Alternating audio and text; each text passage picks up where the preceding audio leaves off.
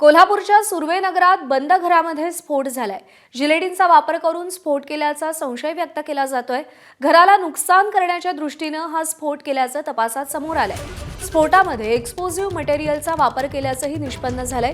ज्या घरामध्ये स्फोट झाला त्याच्या आजूबाजूच्या परिसरातील घरांचंही नुकसान झालंय। घटनास्थळी फॉरेन्सिकची टीम तपास करतेय। या स्फोटात कोणतीही जीवितहानी झालेली नाही। पूर्ण बारकाईने पोलिसांचा तपास या संदर्भात सुरू आहे।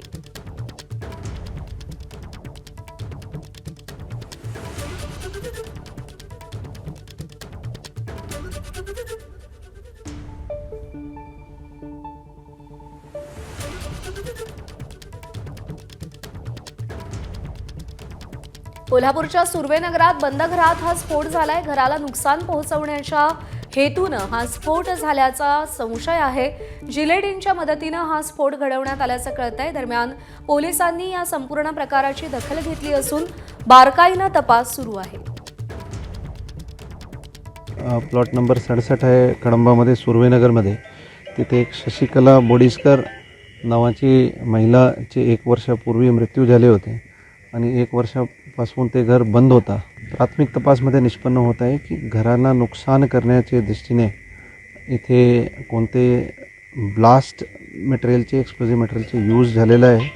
फॉरेन्सिकची टीम पण सध्या घटनास्थळावर उपलब्ध आहे आणि बंद घरं असल्यामुळे कोणतीही जीवितहानी झाली नाही आणि फक्त घराचे नुकसान झालं आहे आणि या मॅटरमध्ये पूर्ण बारकाईने आमचा तपास सुरू आहे।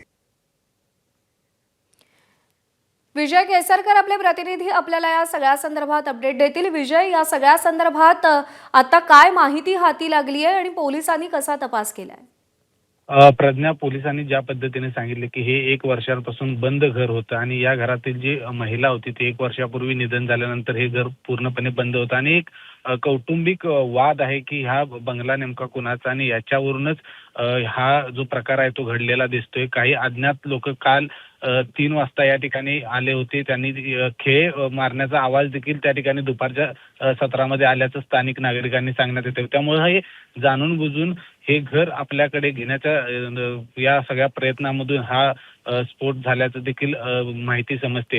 मात्र याच्यामुळे जे आजूबाजूची जी घरं आहेत त्या घरांचं देखील खूप मोठ्या प्रमाणात नुकसान झालेलं आहे। पोलीस आता सीसीटीव्हीच्या माध्यमातून ते 3 लोक कोण होते जे या बंगल्यामध्ये काल दुपारच्या दरम्यान घुसले होते आणि या ठिकाणी खेळांचा आवाज येतो, म्हणजे हे घराला नुकसान पोहोचवण्याच्या उद्देशानंच या सगळे जिलेटिनचे स्फोट घडवून आणल्याचं आता समोर आलेलं आहे। प्रज्ञा। विजय, धन्यवाद दिलेल्या माहितीसाठी। एबीपी माझा, उघडा डोळे बघा नीट।